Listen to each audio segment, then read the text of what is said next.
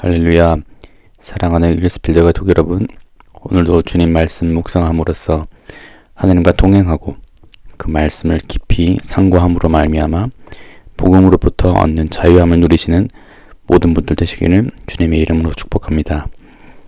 2024년 12월 4일 수요일입니다. 오늘 본문은 아모스 1장 1절에서 2장 3절까지의 말씀입니다. 유다왕 우시아의 시대, 곧 이스라엘 왕 요아스의 아들 여로보암의 시대, 지진 전 2년에 드고와 목자 중 아모스가 이스라엘에 대하여 이상으로 받은 말씀이라. 그가 이르되 여호와께서 시온에서부터 부르짖으시며 예루살렘에서부터 소리를 내시리니 목자의 초장이 마르고 갈멜산 꼭대기가 마르리로다. 여호와께서 이와 같이 말씀하시되 다메섹에 서너 가지 죄로 말미암아 내가 그 벌을 돌이키지 아니하리니 이는 그들이 철 타작기로 타작하듯 길르앗을 압박하였음이라. 내가 하사엘의 집에 불을 보내리니 베나닷의 궁궐들을 사르리라. 내가 다메섹의 빗장을 꺾으며 아웬 골짜기에서 그 주민들을 끊으며 벳 에덴에서 규 잡은 자를 끊으리니 아람 백성이 사로잡혀 기르에 이르리라. 여호와께서 말씀하셨느니라. 여호와께서 이와 같이 말씀하시되 가사의 서너 가지 죄로 말미암아 내가 그 벌을 돌이키지 아니하리니 이는 그들이 모든 사로잡은 자를 끌어 에돔에 넘겼음이라. 내가 가사성에 불을 보내리니 그 궁궐들을 사르리라. 내가 또 아스돗에서 그 주민들과 아스글론에서 규를 잡은 자를 끊고 또 손을 돌이켜 에그론을 치리니 블레셋에 남아있는 자가 멸망하리라. 주 여호와께서 말씀하셨느니라. 여호와께서 이와 같이 말씀하시되 두로의 서너 가지 죄로 말미암아 내가 그 벌을 돌이키지 아니하리니 이는 그들이 그 형제의 계약을 기억하지 아니하고 모든 사로잡은 자를 에돔에 넘겼음이라. 내가 두로송에 불을 보내리니 그 궁궐들을 사르리라.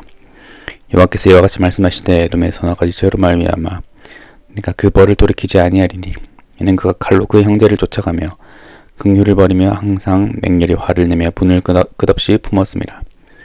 내가 대만에 불을 보내리니 보스라의 궁궐들을 사르리라.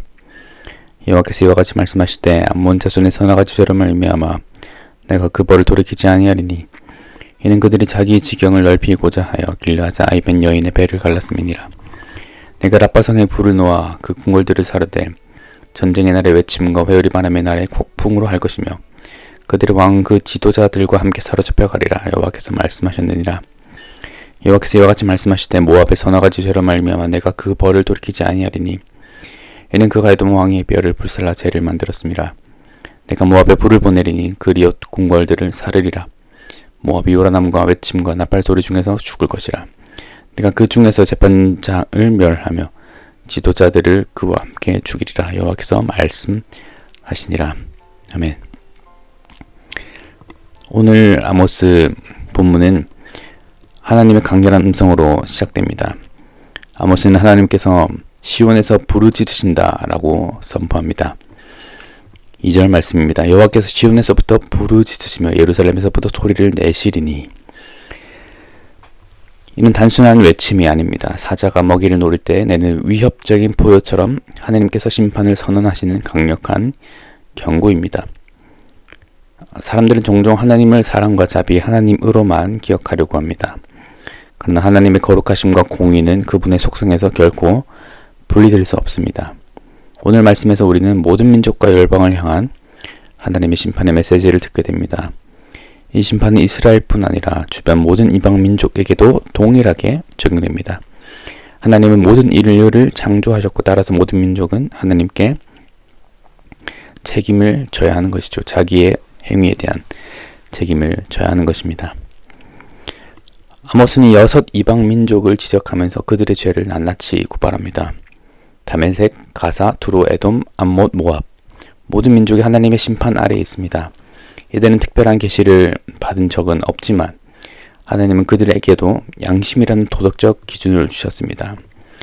로마서 2장에서도 볼 수 있듯이 그들이 양심으로 도덕적 기준을 알 수 있기에 그들이 결코 변명할 수 없는 것입니다. 그래서 먼저 이 이방 민족들이 어떠한 심판을 받게 되는지, 그리고 각 민족마다 어떠한 또 교훈을 우리가 얻을 수 있는지 간단하게 살펴보려고 합니다. 1장 3절에서 5절은 다메섹입니다. 전쟁 속에서 잔인함에 대한 말씀입니다. 3절에 이렇게 기록되어 있습니다. 이는 그들이 절 타작기로 타작하듯 길르앗을 압박하였음이라 라고 말합니다.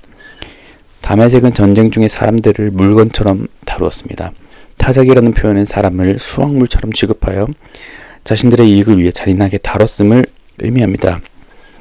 전쟁은 인간의 부패로 인한 결과이지만 하나님은 전쟁 중에도 최소한의 인간성을 유지하기를 요구하셨던 것입니다. 하나님은 다메섹이 전쟁의 이름으로 자행한 잔혹함을 용납하지 않으십니다. 이것은 우리에게 어떤 메시지를 주는 것입니까? 오늘날 우리 삶 속에서도 다른 사람을 물건처럼 대하는 태도를 경계해야 합니다. 인격적으로 대하지 않고 최소한의 어떤 존중이 없이 물건과 같이 대하는 것을 경계해야 한다라는 것을 우리에게 시사해 줍니다. 우리가 있는 직장에서, 가정에서 또는 사회에서 사람의 가치를 잊고 자신의 이익만을 추구하지 않도록 조심해야 한다는 것을 이 본문을 통하여서 알 수 있습니다. 그리고 1장 6절에서 8절에서는 가사에 대한 말씀입니다. 6절에는 이렇게 기록되어 있습니다. 그들이 모든 사로잡은 자를 끌어 에돔에 넘겼습니다. 가사는 노예 무역의 중심지로 많은 사람들을 팔아넘기면서 거기서부터 오는 이익을 취했습니다. 물질적 이익이 사람의 가치를 초월했던 것입니다. 이로 인해 하나님의 심판은 불가피해졌습니다. 하나님은 인간을 돈벌이의 수단으로 삼는 행위를 결코 묵인하지 않으십니다. 노예 무역을 통하여서 자신들의 이익만을 취했던 것이지요. 이것은 우리에게 또 어떤 점을 시사해 줍니까? 경제적 성공을 위해 다른 사람을 희생시키거나 착취하는 현대의 행태를 돌아봐야 합니다. 현대에는 너무나도 많은 경제적 이득을 위해 사람을 희생시키는 그런 장면들을 많이 볼 수 있습니다. 우리가 살아가는 사회 속에서 또 우리가 살아가는 이웃 환경 속에서 이러한 착취 같은 것은 없는지 우리가 또 돌이켜 보아야 하는 것입니다. 경제적 이익만을 위하여서 다른 사람을 물건 취급하듯 한다거나 다른 사람들의 인격과 성품들을 존중하지 않는 모습들이 있는지 돌아보아야 한다는 것이죠. 1절 9절부터 10절은 두로에 관한 말씀입니다. 그들이 형제의 계약을 기억하지 아니하였다고 말씀하십니다. 두로는 조약을 어기고 동맹국을 배신했습니다. 하나님께서 특별히 이 죄를 지적하시는 이유는 약속과 신뢰가 무너지면 사회 전체가 붕괴하기 때문입니다. 약속을 지키는 것은 하나님께서 인간관계에서 요구하시는 기본 원칙입니다. 두로는 자신의 이익을 위해 배신을 선택했고 하나님의 심판이 임하게 되었던 것이죠. 마찬가지로 우리 삶 속에서도 신뢰와 약속을 가볍게 여기지 말아야 하는 것입니다. 우리가 있는 모든 곳에서 우리가 한 말과 약속이 우리의 행동과 삶이 되어야 하는 것이죠. 그 다음으로 1장 11절에서 12절 말씀은 에돔에 관한 말씀입니다. 이렇게 11절에서 기록하여 있습니다. 그가 칼로 그의 형제를 쫓아가며 긍휼을 버리며 항상 맹렬히 화를 내며 분을 끝없이 품었습니다. 에돔은 증오와 복수심에 가득 찼습니다. 이러한 증오와 복수심은 인간관계를 파괴할 뿐 아니라 하나님의 은혜를 받을 길을 차단하는 것입니다. 에돔은 형제관계에 있는 이스라엘을 향해 끝없이 증오를 품고 복수했습니다. 그래서 하나님은 에돔을 향하여 심판의 메시지를 주신 것입니다. 우리가 받은 용서를 기억하며 형제를 용서하라고 명령하시는 것입니다. 이것은 우리에게 무엇을 시사합니까? 우리 마음에 남아있는 오래된 분노와 미움을 하나님께 내려놓아야 한다는 것을 말해줍니다. 예수님께서 가르치신 것처럼 형제를 용서하지 않으면 하늘 아버지께서도 너희를 용서하지 않으실 것이라고 말씀하셨듯이 그만큼 우리에게 있어서 용서는 중요합니다. 계속해서 품고 있는 좋지 않은 마음들, 분노와 미움, 그런 것들을 계속해서 품고 있어서는 안 된다라는 것을 말씀해 주시는 것이죠. 1장 13절부터 15절까지에서는 암몬에 대한 말씀입니다. 13절에서는 이렇게 기록되어 있습니다. 그들이 자기 시경을 넓히고자 하여 길르앗 아이벤 여인의 배를 갈랐습니다. 암몬은 자신의 영토를 확장하려는 야망으로 가득 차 있었습니다.